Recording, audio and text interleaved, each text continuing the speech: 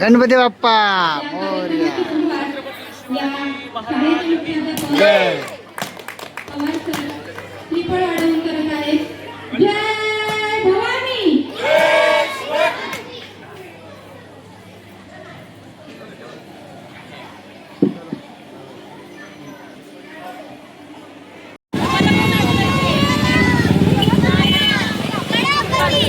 प्रजापती सुवर्णरत्न श्रीपती अष्टप्रधान जागृत अष्टवदान वैष्णिता न्यायालंकार मंडिता शास्त्रास्त्र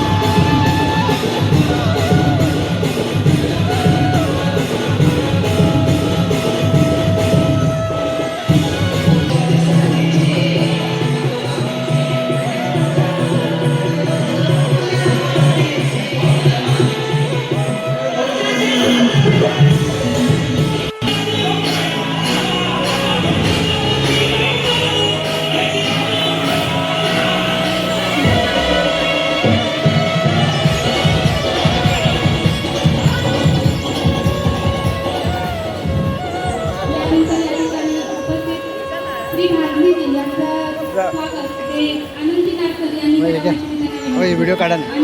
व्हिडिओ चालू ठेव.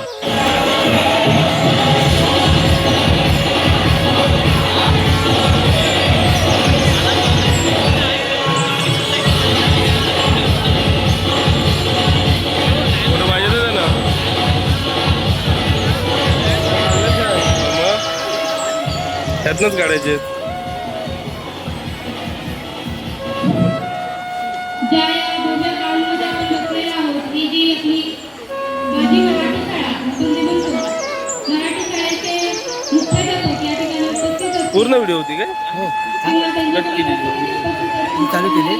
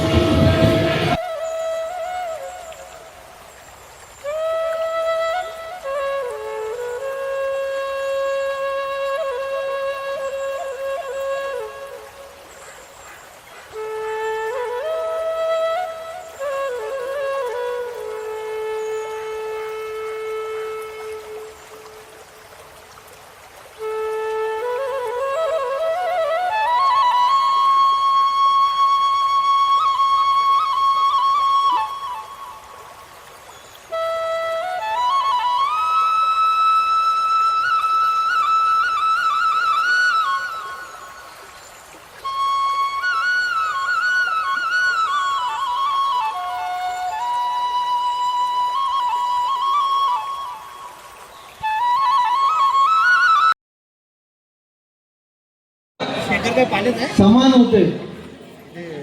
शिवा काशीत म्हणायला लागले, महाराज कशाला विचार करताय, आमच्या तरी आयुष्याचं सोनं होईल. अरे बोलतोयस तर बरोबर आहे शिवा, पण उद्या पालखीमध्ये तुला बसवल्यानंतर उद्या तुझा त्यात प्राण जाईल. शिवा काशीत म्हणतात, महाराज याच्याहून काय होईल, अजून काय म्हणत, मी जरी जन्माने जरी शिवा काशीत जन्मलो असलो तरी मरताना छत्रपती शिवाजी महाराजांचं मरण मला येऊ दे, आणि मरणाला अशी माणसं तयार झाली.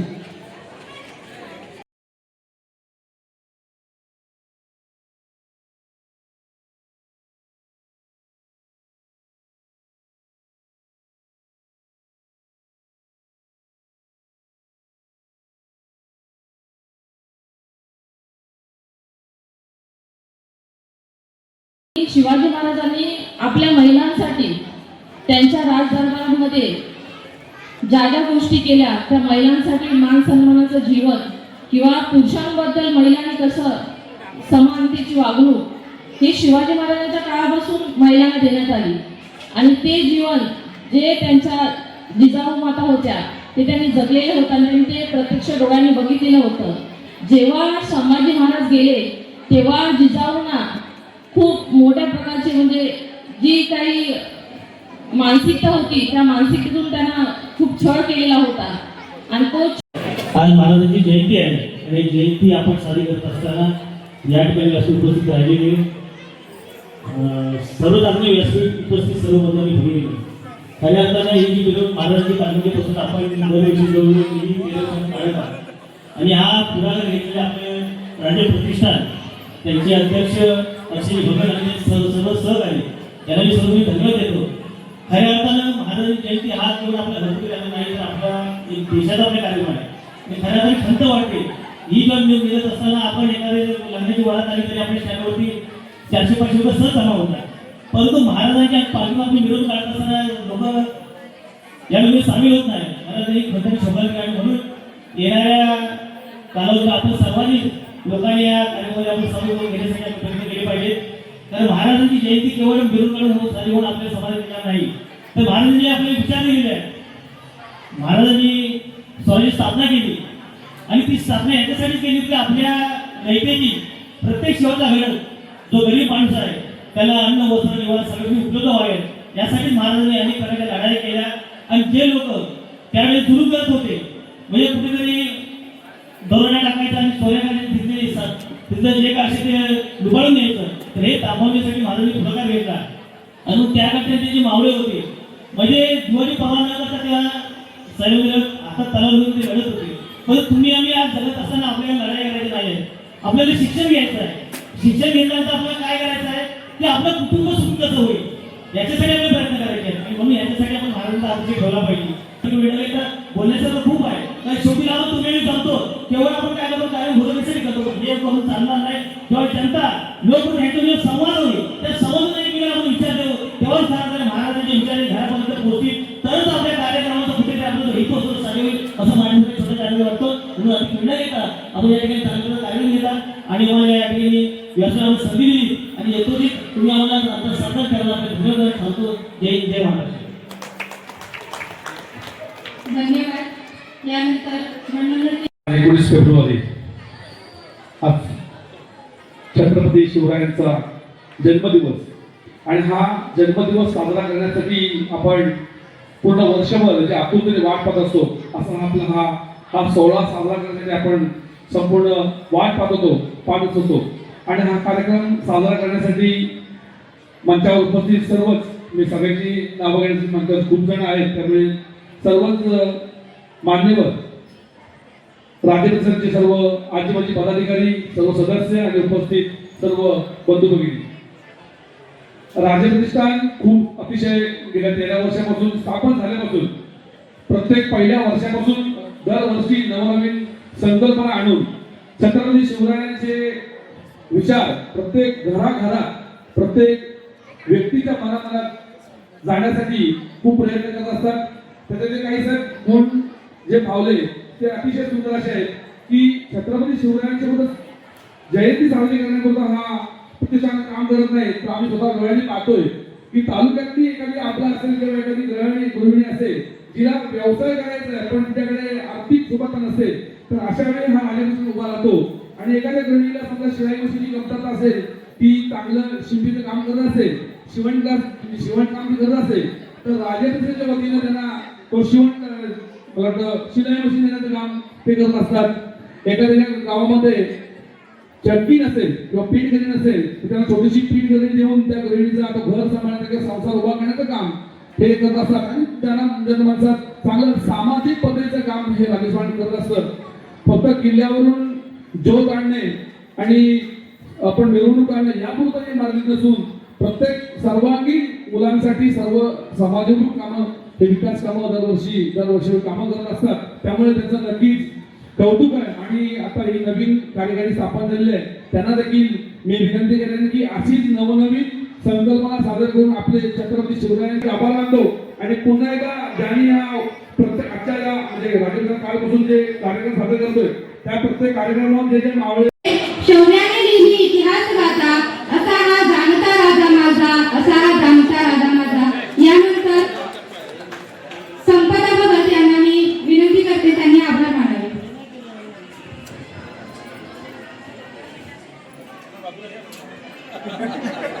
जय शिवराय.